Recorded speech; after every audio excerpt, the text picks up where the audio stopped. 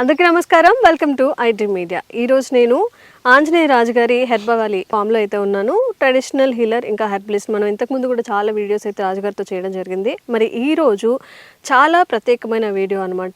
మోదుగ చెట్టు గురించి. మోదుగ చెట్టుతో తయారు చేసే ఆయుర్వేదిక్ మందులు, అలాగే అవి మన హెల్త్కి ఎంత బాగా వర్క్ చేస్తాయి, ఈ విషయం గురించి మాట్లాడదాము. నమస్కారం అండి. నమస్తే అమ్మా.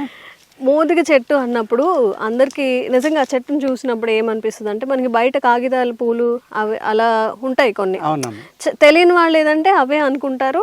అండ్ చూడడానికి ఒక అట్రాక్షన్గా కలర్ఫుల్గా ఉందని మాత్రమే అనుకుంటారు. కానీ దానికి ఉన్న మెడిసినల్ ప్రాపర్టీస్ మీ ద్వారా వినాలనుకుంటున్నాము, మీ మాటల్లో. అంటే అది కల్పవృక్షం అని చెప్పుకోవచ్చమ్మా. ఒక విధంగా పూర్వం కల్పవృక్షం ఉండేవారు కదా, అడిగింది అలా ఇస్తుందని. ఆ విధంగా దాన్ని వాడుకుంటే కనుక పంచాంగాలు పనిచేస్తాయండి, పువ్వు పనిచేస్తుంది, విత్తనం పనిచేస్తుంది. విత్తనం కూడా పనిచేస్తుందా? ఈ కాయలమ్మా పూర్వీకులు మన ప్రకృతిని ఫాలో అవడం బాగా అలవాటు కాబట్టి ఆ కాయలో ఒక విత్తనం కానీ రెండు కానీ ఉంటాయమ్మా. ఒక విత్తనం ఉన్న సంవత్సరం వర్షాలు తక్కువ పడతాయంట, రెండు విత్తనాలు ఉంటే ఆ సంవత్సరం వర్షాలు ఎక్కువ పడతాయని దానికి అనుగుణంగా పంటలు వేసుకునేవారు. అంటే మనం ఏదో సైన్స్ డెవలప్ అయిపోయింది అనుకుంటామమ్మా. ప్రకృతిలో భగవంతుడు ప్రకృతి గురించి చెప్పడానికి అన్నీ అరేంజ్ చేశాడు. అలాగే చింతకాయలు ఎక్కువ కాస్తే మామిడికాయలు తక్కువ కాస్తాయంట, మామిడికాయలు ఎక్కువ కాస్తే చింతకాయలు, అంటే ముందర చింతకాయలు వస్తాయి కాబట్టి చింతను బట్టి మామిడి క్రాప్ ఎంత అనేది డిసైడ్ చేసుకుంటారు. రెండు పుల్లగా ఉండియే కదా, అంటే వాటికి సీజన్ ఉందంటే వీటికి సీజన్ మారిపోతుందని అర్థం అమ్మ. ఈ విధంగా ప్రకృతిని ఫాలో అయితే మనకు తెలియని విషయం ఏది ఉండదండి. ప్రకృతిలో మనం కూడా ఒక భాగమే కాబట్టి ఆ ప్రకృతిని అబ్జర్వ్ చేయడం నేర్చుకుంటే ఆ ప్రకృతే మనకి తొలి గురువు అమ్మ. ఆ గురువుగా భావించి ప్రకృతిని కనుక అబ్జర్వ్ చేయడం మొదలు పెడితే మీకు తెలియని నాలెడ్జ్ అంటూ ఉండదు, అన్ని మీకు రిసీవ్ చేసుకోగలరు మీరు. కానీ ఆ కనెక్షన్ ఏర్పడాలి ప్రకృతికి మీకు. ఏర్పడితే ఏమవుతుందంటే ప్రతి విషయం కూడా మీకు తెలియకుండానే మాట్లాడేస్తూ ఉంటారు. అంత నాలెడ్జ్ అనేది ఆటోమేటిక్గా మీకు వస్తుంది. దాన్నే స్కై నాలెడ్జ్ అంటారమ్మా. బయట యూనివర్స్లో ఇప్పుడు మనం మాట్లాడుతున్నాం కదా, ఈ వర్డ్స్ వేస్ట్ అవ్వవు. ఈ వేవ్స్ యూనివర్స్లోకి వెళ్ళిపోయి తిరుగుతూ ఉంటాయి. సేమ్ వైబ్రేషన్, సేమ్ ఆరా, దాన్ని కనెక్టివిటీకి సేమ్ ఆ లెంగ్త్ ఉన్నాడు, వేవ్ లెంగ్త్ రెండు కలిసినాయి అనుకోండి, వాళ్ళకి ఆ మాటలు అందుతాయి. వాళ్ళు చదవక్కల, ఇంకో పుస్తకంలో చదవక్కలేదు, గురువు దగ్గర నేర్చుకోక్కల. దానికి ప్రూఫ్ ఏంటంటే ఇన్వెన్షన్స్ జరుగుతూ ఉంటాయి కదమ్మా. ఒకే రోజు, ఒకే గంట, ఒకే నిమిషంలో ఒక ఇన్వెన్షన్ గురించి ఎక్కడో వేల కిలోమీటర్ల దూరంగా ఉన్న అనేక దేశాల్లో వాళ్ళు ఇన్వెంట్ చేస్తారు. ఒక థియరీ రాస్తాడు, ఒకటి ప్రాక్టికల్గా చేస్తాడు. అతను ఫస్ట్ ఇన్వెంటర్గా వస్తాడు. అదే మినిట్లో అంతమందికి ఎలా అందింది అదే నాలెడ్జ్, అదే స్కై నాలెడ్జ్ అండి. ఆ విధమైన నాలెడ్జ్ అనమాట. ఈ ప్రకృతిలో మనం అబ్జర్వ్ చేస్తూ ఉంటే మోదుగు చెట్టు అనేది ఒక అద్భుతమైనమ్మా. దాని యొక్క విత్తనాలు చెప్పాను కదా ఇప్పుడు, ఒక్క గింజ కానీ రెండు గింజలు కానీ, అది మంచి శుభతిథి వారం చూసుకుని ఆదివారం దాన్ని కోసుకుని ఆ విత్తనాలు తీసుకుని కలెక్ట్ చేసుకున్నమ్మా పామేస్తే దాని మీద పలచటి పొర ఉంటుంది, ఊడిపోతుంది. కానీ లోపల తోలు అనేది ఊడదు. దాన్ని ఊడదీయాలి అంటే మీరు ఆవు పాలు కానీ మేకపాలలో కానీ ఒక రోజు నానబెట్టి మన్నాడు తొక్క తీసేస్తే తెల్లని పప్పు బయటకు వస్తుందమ్మా. దాన్ని ఎండబెట్టుకోవాలి. ఎండబెట్టుకున్న తర్వాత ప్రేక్షకులు జాగ్రత్తగా వినండి, ఒక అద్భుతమైన ఫార్ములా చెప్తున్నాను మోదీ మీద. మీరు చేయగలిగితే కనుక మీ వయస్సుని మీరు నిలుపుకోవడానికి తపస్సంపన్నులు కానీ యోగులు కానీ ఎవరైనా ఈ మెడిసిన్ వాడుకుని జీవితాన్ని పొడిగించుకోవాలనుకున్న వాళ్ళు ఒక అద్భుతమైన ఫార్ములా అండి ఇది. 7 రోజులు ఆ పప్పు తయారు చేసుకున్న తర్వాత 7 రోజులు మేక పాలలో భావం చేయాలండి. దీనికి ముందర 7 రోజులు ఉసిరికాయ రసంలో రోజు రాత్రి నానబెట్టడం, పగలు ఎండించడం, పూర్తిగా ఎండిపోవాలి. ఒక రోజులు ఎండపోతే 2 రోజులు ఎండబెట్టండి, మళ్ళీ ఉసిరి రసంలో ముంచి మళ్ళీ ఎండబెట్టాలి. అలా 7 రోజులు. 7 రోజులు అయిన తర్వాత 7 భావనలు అంటాం అనమాట. భావన అంటే ఏదైనా ఒక పదార్థం చెప్తే అందులో ముంచి బాగా నానీలో చేసి ఎండబెట్టడం ఒక భావన అవుతుంది. తర్వాత మేకపాలల్లో 7 రోజులు మళ్ళీ సేమ్ సిస్టమ్ చేయాలన్నమాట. చేసి ఎండిపోయిన తర్వాత ఆ గింజల్ని చూర్ణంగా వాడుకోవచ్చు, ఆ గింజల నుంచి ఆయిల్ తీసి కూడా వాడుకోవచ్చు అండి. 2 రకాలుగా దాన్ని వాడుకోవచ్చు అనమాట. ఆ గింజల చూర్ణం మీరు 1.2 గ్రాములు ప్రతిరోజు ఉదయం సాయంత్రం తీసుకుంటా, నేను మోదుగ పువ్వుల వీడియోలో ఏదైతే చెప్పానో ఆ విధంగా కనుక దాన్ని ఆహారంగా తీసుకుంటా, మీరు ఒక మంచి బుక్స్ చదువుతా, బ్రహ్మచర్యం పాటిస్తా, ఒంటరిగా ఉంటే కనుక ఈ విధంగా మీరు 3 నెలలు కనుక ఆ చూర్ణాన్ని తింటా, ఆవు పాలు తాగుతా, ఆవు పాలతోటి కూడిన ఆహారం అన్నం ఆవు పాలతోటే తినాలి. ఇంకా పులుపు కానీ కారం కానీ కూర కానీ ఇంకోటి కానీ ఏమీ తినకూడదండి.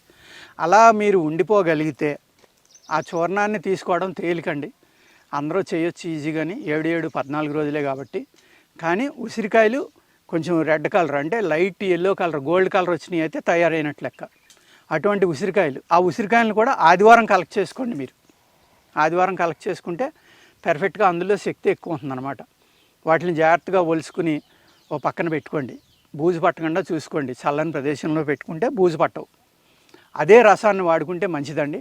అలా కుదరని ఎడల ఆ పెచ్చుల్ని ఎండబెట్టుకుని వాటి నుంచి కషాయం తీసుకుని ఆ కషాయంలో నానబెట్టి 7 భాగాలను చేయండి. ఇలా చేసిన గింజలని గానుగులో ఆడితే నూనె వస్తుందండి. ఆ నూనెని జాగ్రత్తగా చేసుకుని ఉదయం 2 తులాల నూనె అంటే 22 గ్రామ్స్, 22.4 గ్రామ్స్ అనమాట. పాత తులం అంటే 12 గ్రాములు ఒక బేడని, అంటే ఇప్పుడు గ్రాముల్లో చెప్తున్నాము. అప్పట్లో తులం అంటే అద్దన, బేడ, ఆణ ఇలా చెప్పేవారు అనమాట. అప్పట్లో ₹2 అయితే ఒక తులం.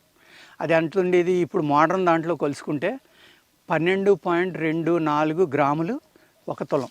ఇప్పుడు 10 గ్రాముల తులంలో లెక్క కాదండి. ఆయుర్వేద పుస్తకంలో అది రాసి ఉంది కాబట్టి ఆ విధంగానే మనం మెడిసిన్ అనేది వాడుకుంటే చక్కగా పనిచేస్తుంది. ఒక బేడ అంటే 1.24 గ్రాములు అనమాట. 1.24 గ్రాములు అయితే ఒక బేడ అండి. అంత చూర్ణాన్ని ఉదయం సాయంత్రం తీసుకోవాలి. చూర్ణం అయిపోయింది కాబట్టి ఇప్పుడు తైలం, ఆయిల్ ఏదైతే మనం తీసుకున్నామో ఆ ఆయిల్ని 2 తులాలు, 2 తులాలు నెయ్యి, 3 తులాలు తేనె ఇవన్నీ కలిపి పరగడుపునే తీసుకోవాలండి. తీసుకుని బాగా వేడి వస్తుంది శరీరం అంతా. అది పూర్తిగా అరిగిపోయిన తర్వాత ఆవు పాలతో కూడుకున్న ఆహారం తినాలి. ఉదయం సాయంత్రం కూడా వేడి చేస్తే ఒక్క పూట తీసుకోండి. ఎక్కువైతే మీ శరీర తత్వాన్ని బట్టి డోసు తగ్గించుకోండి. కానీ శక్తివంతులైన మానవులు దీన్ని సాధించాలి అనుకుంటే నేను చెప్పిన పద్ధతిలో కనుక చేసి 3 నెలలు కనుక 21 రోజులు మినిమం తీసుకోవాలి. 21 రోజులకు కూడా కొంత ఫలితం వస్తుంది. అంత అద్భుతాలు జరగకపోయినా దీన్ని 6 నెలల నుంచి సంవత్సరం తీసుకోగలిగితే వాళ్ళు 200 సంవత్సరాల పైన బతుకుతారు అనేది ఆయుర్వేద గ్రంథాల్లో రాసి ఉందండి. ఇది మీరు నేను ఏదో చెప్తున్నాను అని అనుకోలేదు, నా సొంత కవిత్వం ఏమీ కాదు ఇది. మీకు పుస్తకాల పేర్లు కూడా చెప్పాను గత వీడియోలో. చరక సంహిత, లేకపోతే రసరత్నాకరం, ఇలా అద్భుతమైన పుస్తకాలు ఉన్నాయి. సుశ్రుత సంహిత, ఇలాంటి వాటిలో సుశ్రుతుడి గురించి మాట్లాడుకోవాలి అంటే BC 600 నుంచి 700 సంవత్సరాల మధ్యలో బతికాడు ఆయన. ఫాదర్ ఆఫ్ సర్జరీ అంటారు. అంటే ఆల్మోస్ట్ 2000 సంవత్సరాల క్రితం ఇండియాలో ఫాదర్ ఆఫ్ సర్జరీ అనే ఆయన ఉన్నాడు. ఆయన ముక్కుని ఎలా కావస్తే అలాగా ప్లాస్టిక్ సర్జరీ చేసి ఏ షేప్ కావస్తే ఆ షేప్ చేసేవాడు. స్కిన్ గ్రాఫ్టింగ్ కూడా చేసేవాడు. ఎక్కడైనా చర్మం మడతలు పడినా, మచ్చలున్నా తీసేసి తొడ నుంచి చర్మం తీసి మళ్ళీ అక్కడ అతికేవాడు, ఆనమాలు కూడా లేకుండా. ఇవాళ ప్లాస్టిక్ సర్జరీ గురించి మనం చెప్పుకుంటున్నాం. ప్రపంచంలో ఏ దేశంలోని ఎటువంటి సైన్స్ నాలెడ్జ్ లేని టైంలో భారతదేశంలో బిఫోర్ క్రైస్ట్ ఈ ప్లాస్టిక్ సర్జరీ అనేది ఉందండి. సుశ్రుతుడని మీరు గూగుల్లో కొట్టండి, మీకు అర్థమవుతుంది. అటువంటి మహానుభావులు జ్ఞాననేత్రం ద్వారా, యోగ దృష్టి ద్వారా చూసి చెప్పిన ఫార్ములాలే నేను ఇవాళ ప్రజలకు అందరికీ అందించాలనే ఉద్దేశంతో ఈ చెప్పడం జరుగుతుందండి.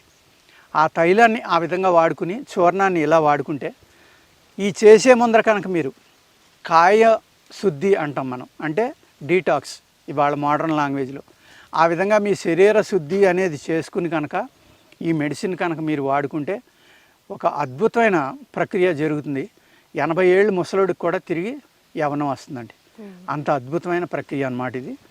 ఇది ఐడ్రీమ్ ప్రేక్షకులకి ఐడ్రీమ్ వారి ద్వారా అందించడం జరుగుతుంది.